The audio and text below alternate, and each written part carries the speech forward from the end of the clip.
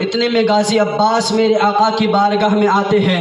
عباس علمدار جو شیر خدا حضرت علی مرتضیٰ فاتح خیبر، فاطمہ کے شوہر علی مرتضیٰ رضی اللہ تعالیٰ عنہ کے شہزادے اور امام حسین کے بھائی عباس علمدار ہے۔ عباس علمدار بھی آتے ہیں۔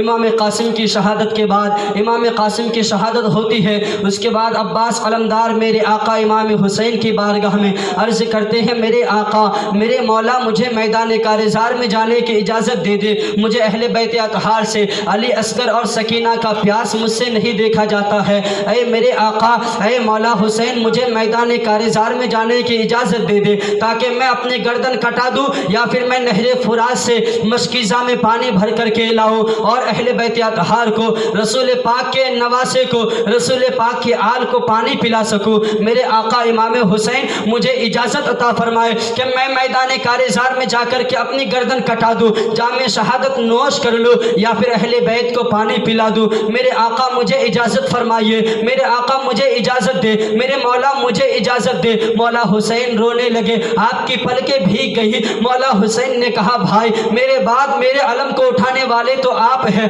میرے بعد میرے خیمے کی نگہداشت کرنے والے تو آپ ہیں۔ میرے امام نے چیخ ماری، چیخ مار کر کے کہا، میرے بھائی عباس علمدار، میرے بعد میرے علم کو اٹھانے والے تم ہو، اگر تم بھی شہید ہو جاؤ گے تو میرے علم کو کون اٹھائے گا، میرے خیمے کی نگہداشت کون کرے گا؟ گویا کہ حضرت عباس علمدار نے بار بار اصرار کیا، بار بار نبی کی بارگاہ میں اصرار کیا، بار بار حضرت امام پاک کی بارگاہ میں اصرار کیا۔ میرے آقا امام حسین آخرکار مجبور ہو کر کے مولا عباس کو اجازت عطا فرماتے ہیں۔ مولا عباس اپنے کاندھے پر ایک پانی کا مشکیزہ لیتے ہیں، لے کر کے میدان کارزار میں آتے ہیں اور یزیدی فوج میں اتمام حجت کے لیے آپ رجس کے یہ اشعار کہتے ہیں، اے یزیدیو تم نے اہل بیت پر پانی بند کیا ہے، اے یزیدیو تم نے اہل بیت پر پانی بند کیا ہے، یہ جان لو اور کان کھول کر سن لو کہ میں کون ہوں۔ اے یزیدیو جان لو کہ مولا حسین کون ہے،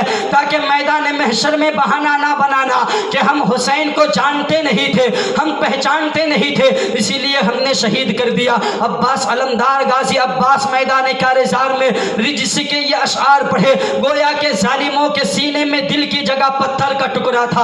عباس علمدار کی باتوں کا کوئی اثر ظالموں پہ نہیں ہوتا ہے، ظالموں پر عباس علمدار کی باتوں کا کوئی اثر نہیں ہوتا ہے۔ عباس علمدار کے اوپر حملہ کرنے کے لیے ظالم آ جاتے ہیں۔ عباس علمدار پانی کا مشکیزہ لیے ہے، عباس علمدار ایک ہاتھ میں تلوار لیے ہے، تلوار لے کر کے یزیدی فوج میں ایسے آ گئے ہیں گویا کہ خدا کا قہر بن کر کے ٹوٹ پڑا ہے یزیدیوں پر، یزیدی فوجوں پر خدا کا قہر بن کر ٹوٹ پڑا ہے، خدا کی قہر خدا کی بجلی بن کر کے آج آیا ہے۔ گویا کہ عباس علمدار یزیدی فوج کے اندر ہے، اپنی تلوار چلا کر کے ظالموں کے سروں کو کاٹ کر کے نہر فرات پر آپ پہنچ جاتے ہیں۔ میرے آقا عباس علمدار ظالموں کی گردنوں کو کاٹتے ہوئے، ظالموں کے گردنیں کو چیرتے ہوئے، ظالموں کے سینے میں تلوار پے بس کرتے ہوئے نہر فرات پر آپ چلے جاتے ہیں۔ مشکیزے میں آپ پانی کو بھرتے ہیں، پانی بھرنے کے بعد آپ چلوں میں پانی کو اٹھاتے ہیں اور پینا چاہتے ہیں کہ سکینہ کی پیاس یاد آ جاتی ہے۔ مولا عباس علمدار چلوں میں پانی کو لیتے ہیں، پینا چاہتے ہیں، گویا کہ سکینہ کی پیاس یاد آ جاتی ہے کہ 3 دن سے اہل بیت آج پیاسے ہیں، 3 دن سے بھوکے ہیں۔ عباس تم کیا کرنے چلے ہو؟ تم پانی پیتے ہو، سکینہ کی پیاس نہ یاد نہ آئی، اصغر کی پیاس یاد نہ آئی، تو گویا نے مولا عباس نے چلو سے پانی کو نہر فرات میں پھینک دیا اور کہا، چیخ مار کر کے کہا، اے فرات گواہ رہنا کہ میں نے پانی نہیں پیا ہے، جب تک اہل بیت کو پانی نہ پلا دوں مجھ پر پانی حرام ہے۔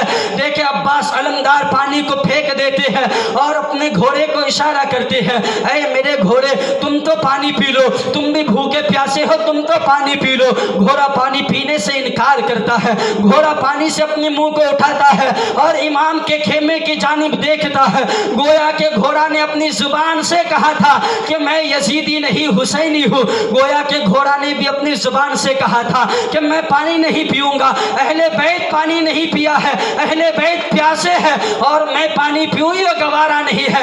گویا کہ گھوڑا نے زبان حال سے کہا تھا کہ میں یزیدی نہیں حسینی ہوں، مجھ پر بھی پانی حرام ہے۔ اب مولا عباس غازی عباس علمدار اپنے گھوڑے پر سوار ہوتے ہیں، گھوڑے کی زین کو باندھ لیتے ہیں، کس لیتے ہیں اور پانی کا مشکیزہ ہاتھ میں ہے۔ عباس علمدار پانی کا مشکیزہ لے کر کے ظالموں کے نرگے سے ظالموں کے اوپر حملہ کرتے ہوئے آپ اپنی خیمے کی جانب بڑھتے ہیں تو ایک ظالم آگے بڑھتا ہے جن کا نام نوفل ملعون ہے۔ اس نے ایک آپ کے اوپر ایک ایسا وار کیا، اللہ اکبر، کہ آپ کا ایک بازو کٹ کے زمین پہ آ گیا۔ اللہ اللہ، ایک ظالم جن کا نام نوفل ملعون ہے، اس نے ایک ایسا وار کیا کہ میرے آقا غازی عباس علمدار کا ایک بازو زمین پہ آ جاتا ہے۔ تو میرے آقا عباس علمدار جلدی جلدی سے دوسرے ہاتھ میں پانی کا مشکیزہ لیتے ہیں اور ایک ہاتھ سے پانی کا مشکیزہ پکڑے ہیں، اپنے گھوڑے سے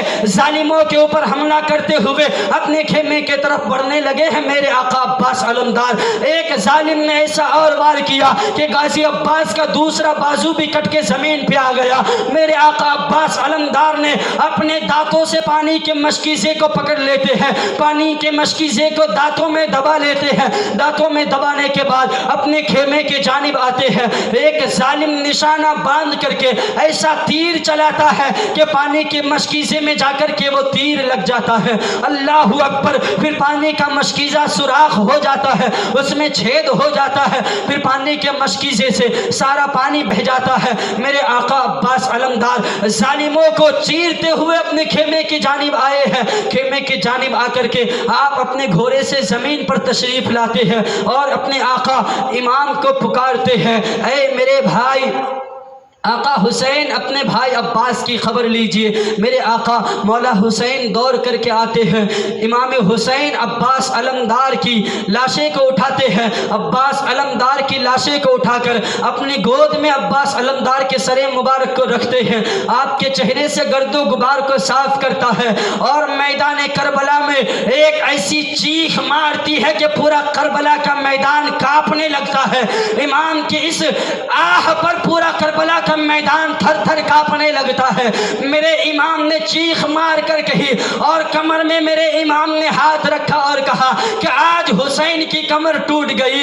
اے حسین کے محفل منانے والوں، اے حسینیوں کے دعوے داروں، اے امام حسین سے محبت کرنے والوں، آج اپنے سوسائٹیوں کا جائزہ لو۔ آج اپنے گھر کو بچانے کے لیے آج ہم اپنے بھائی کے گریبان کو پکڑ لیتے ہیں۔ آج اگر دو بھائی ہیں، ایک بھائی مالدار ہے دوسرا غریب ہے، ایک بھائی تو موج کرتا ہے دوسرے بھائی کی خبر نہیں لیتا ہے اور وہ کہتا ہے ہم حسینی ہیں۔ حسینی وہ نہیں ہے مسلمانوں جو ایک بھائی کو غربت میں چھوڑ دے خود اپنے گھر میں مرغا مسلم کھائے۔ حسینی وہ نہیں ہے جو ایک بھائی کو غربت میں چھوڑ کر خود فلائٹ میں سفر کرے یا زندگی کے موج لے۔ میرے آقا حسین نے امام قاسم کی شہادت پر یہ نہیں کہا تھا آہ میری کمر ٹوٹ گئی، علی اکبر کی شہادت پہ یہ نہیں کہا تھا، پر جب غازی عباس شہید ہو گئے میرے امام نے کمر میں ہاتھ رکھا تھا اور کہا تھا آج حسین کی کمر ٹوٹ گئی ہے۔ اللہ اللہ، میرے آقا امام حسین نے آہ مار کر کہی ہے آج امام حسین کی کمر ٹوٹ گئی ہے، آج امام کی کمر ٹوٹ گئی ہے۔ بھائی بھائی ہوتا ہے مسلمانوں، یاد رکھو، اولاد اگر نسل ہے تو بھائی اصل ہے۔ آپ اگر کسی کو چائے پلائیں گے، آپ اگر کسی کو کھانا کھلائیں گے تو وہ آپ سے محبت ضرور کرے گا، آپ کی بات پہ ہاں ضرور کرے گا، پر آپ کے نام کی گولی اپنے سینے میں کھانے کو کبھی تیار نہ ہوگا۔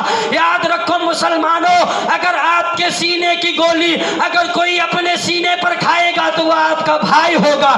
آپ اگر کسی کو چائے پلا کر کے، کسی کو کھانا کھلا کر کے، کسی کو اپنے گھر بٹھا کر کے سوچتے ہیں کہ سوسائٹی میں میرا نام ہے تو یہ آپ کی غلط فہمی ہے۔ مسلمانوں اپنے سے رشتوں کو مضبوط کرو۔ مسلمانوں آج مسلمان اپنے بھائی سے دشمنی لڑا کر کے دوسروں کو راضی کرتا ہے۔ مسلمانوں حسین کی مجلس میں آئے ہو، دوسروں کو راضی کرنے سے پہلے اپنے گھر والے کو راضی کرو۔ اگر تیرے گھر میں تیرا غریب ہوگا تجھ سے.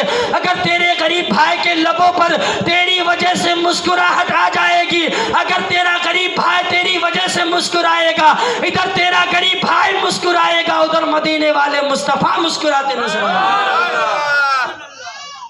میرے آقا غازی عباس علمدار کی شہادت پر امام نے چیخ ماری اور کہا کہ آج میری کمر ٹوٹ گئی.